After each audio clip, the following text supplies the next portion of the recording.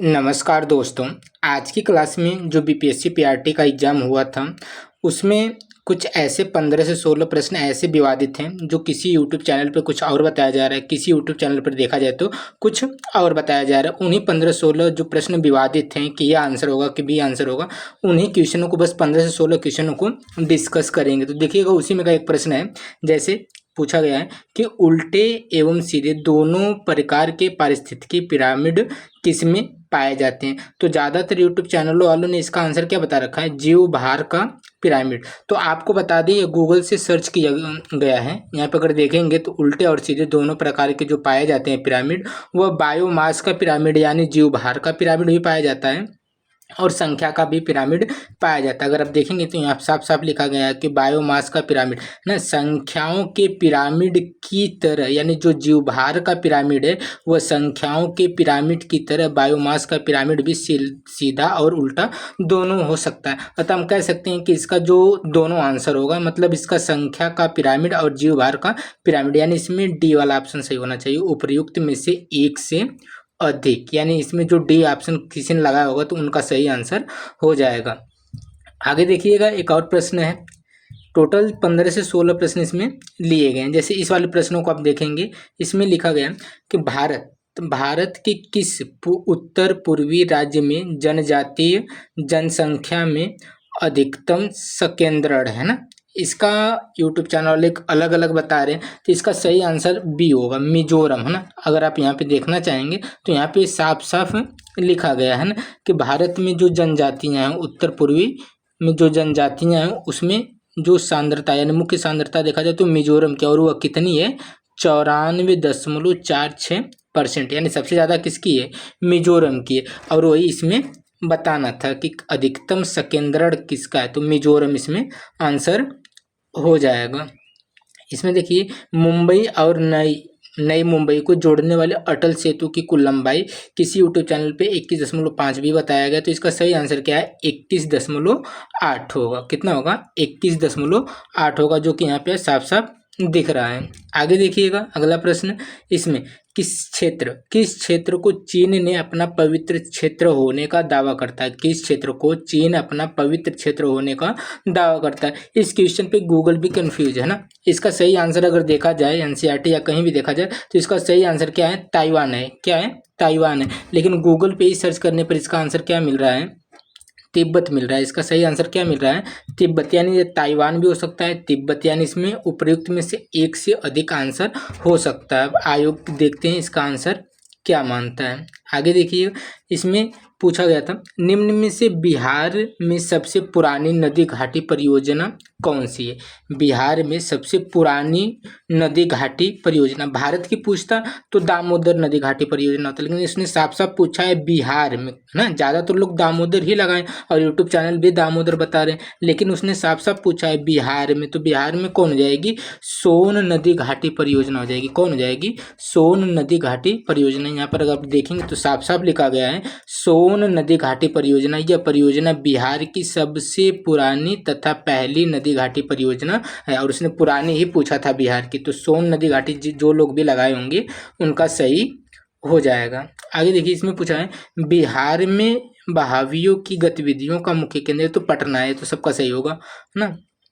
तो पटना सही उत्तर क्या हो जाएगा, इसका पटना हो जाएगा, है ना। आगे देखिएगा अगला प्रश्न। इसमें क्या पूछा है, किन देशों की अंतरिक्ष एजेंसियों ने निजी कंपनियों को अंतर्राष्ट्रीय अंतरिक्ष स्टेशन का दौरा आयोजित करने की अनुमति दी है। तो इसमें जो आंसर होगा वो आपका क्या होगा, तुर्की, स्वीडन और इटली। जो भी लोग लगाए होंगे उनका सही होगा। इसमें देखिए दिल्ली में लाल किले में आज़ाद हिंद फौज का जो मुकदमा, प्रसिद्ध मुकदमा हुआ था, वह कब हुआ था। ज़्यादातर लोग क्या बता रहे हैं कि इसका 45 से 46, आंसर क्या होना चाहिए, 45 से 46, लेकिन ऐसा कुछ नहीं। उसने सिर्फ शुरुआत यानी प्रसिद्ध मुकदमा कब हुआ था, तो वह कब हुआ था, 1945 में हुआ था। 1945 में हुआ था। अगर आप यहाँ पर देखेंगे गूगल में सर्च किया गया है तो इसका सही उत्तर उसने खुद बताया, क्या होगा, 1945 होगा। 1945 में भारतीय राष्ट्रीय सेना मुकदमा लाल किले में शुरू हुआ था। तो इसका आंसर क्या हो जाएगा, 1945 हो जाएगा।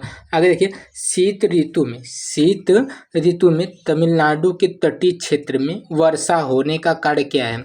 ज़्यादातर क्या 90% यूट्यूब चैनल ने यही बता रखा कि लौटते हुए दक्षिण पश्चिम मानसून से, लेकिन ये वाला आंसर क्या है? एकदम गलत है। इसका क्या है? तीनों गलत है, यानी उपयुक्त में से कोई नहीं होगा। क्यों?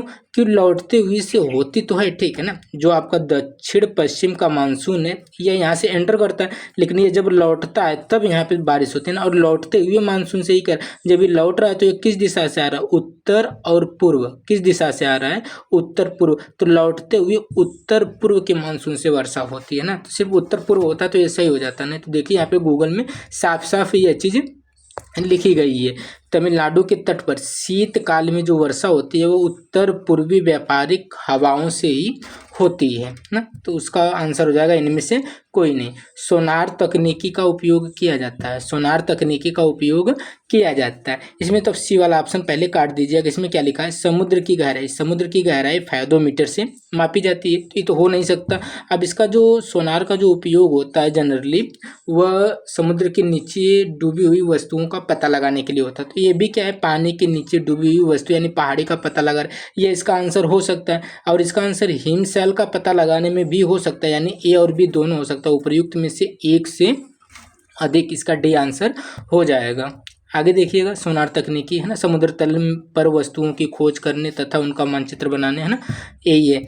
आगे देखिएगा अगला प्रश्न, बंगाल के विभाजन के समय बंगाल के विभाजन को किसके कार्यकाल में वापस लिया गया? ज़्यादातर लोग इसका आंसर क्या गलत करना चाह रहे हैं, इसको कहना चाह रहे हैं कि लॉर्ड हार्डिंग द्वितीय होना चाहिए। क्या होना चाहिए? लॉर्ड हार्डिंग द्वितीय। लेकिन ये बीपीएससी का एक बार पूछा गया क्वेश्चन है, उसमें भी बीपीएससी ने इसका आंसर क्या मान रखा है?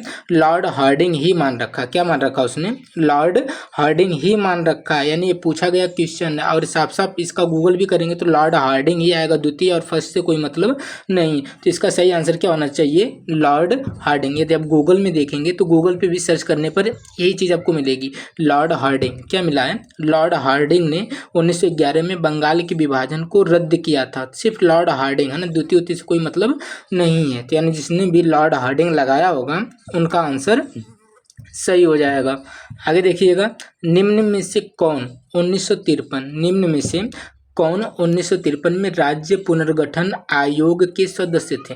तो ज़्यादातर यूट्यूब चैनल ने क्या बता रखा है? इसका फजल अली, मानते हैं कि फजल अली थे उसमें, लेकिन फजल अली के साथ इसमें हृदयनाथ कुंजर और के.एम. पर्रिकर ये लोग भी थे। अगर आप गूगल में देखेंगे तो वहाँ पे इन तीनों लोगों का नाम साफ साफ दिख जाएगा। यहाँ पर देखिएगा, है ना, जो है इसमें फजल अली है ना, फजल अली की अध्यक्षता में, है ना, इसमें कौन कौन है? फजल अली, हृदयनाथ कुंजर और के.एम.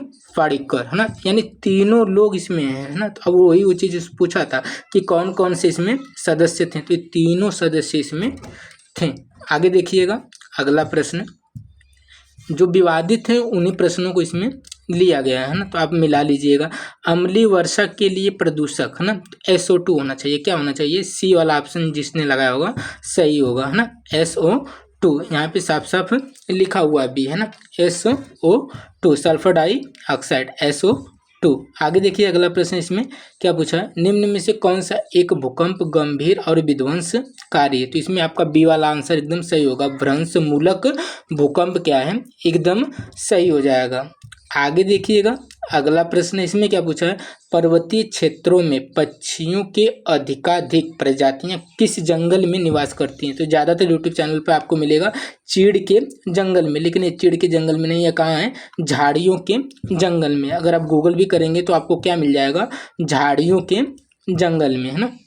यहाँ पर आप देखेंगे तो उत्तर क्या इसका दिया गया है? झाड़ियों के जंगल में, चीड़ के जंगल में नहीं होगा। बायोमास का प्रमुख घटक, बायोमास का प्रमुख घटक क्या है? तो बी वाला ऑप्शन होगा इसका, मीथेन, है ना, बायोगैस, है ना, बायोगैस का प्रमुख घटक पूछा है ना। वैसे घटक तो बहुत है, लेकिन इसका प्रमुख घटक देखा जाए तो क्या हो जाएगा? मीथेन, यानी बी वाला ऑप्शन इसका क्या हो जाएगा?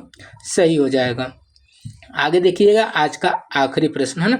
तो जो भी 15 से 16 प्रश्न विवादित थे उन्हीं प्रश्नों को लिया गया है। इसमें देखिए क्या पूछा है, ज्वालामुखी क्रिया का अंतिम प्रतीक, यानी जब ज्वालामुखी फट के सब शांत हो जाती है तो अंतिम प्रतीक के रूप में क्या बचता है। तो अंतिम प्रतीक के रूप में क्या बचता है, क्रेटर। कई यूट्यूब चैनल आपको ग्रेसर भी बताएंगे, धुआंधे भी बताएंगे, लेकिन इसका सही आंसर क्या हो जाएगा, क्रेटर हो जाएगा। यदि आप गूगल की बात करेंगे तो गूगल पे भी आपको मिल जाएगा ना। तो यहाँ पर आप देखिएगा, ज्वालामुखी उद्गार के बाद उसका मुंह बड़े का कड़ाहे के रूप में बदल जाता है, जिसे क्रेटर या ज्वाला मुख कहते हैं ना। क्रेटर है ना, उद्गार के बाद है ना, यानी लास्ट में जो प्रतीक बचता है तो क्या बचता है, क्रेटर बचता है। तो यही जो विवादित प्रश्न थे, सभी प्रश्नों को साझा किया गया इस वीडियो में। आशा करेंगे कि ये वीडियो आपको पसंद आई होगी। अगर वीडियो आपको पसंद आई होगी तो इसको शेयर, लाइक और सब्सक्राइब करना न भूलिएगा। मिलते हैं अगले वीडियो में।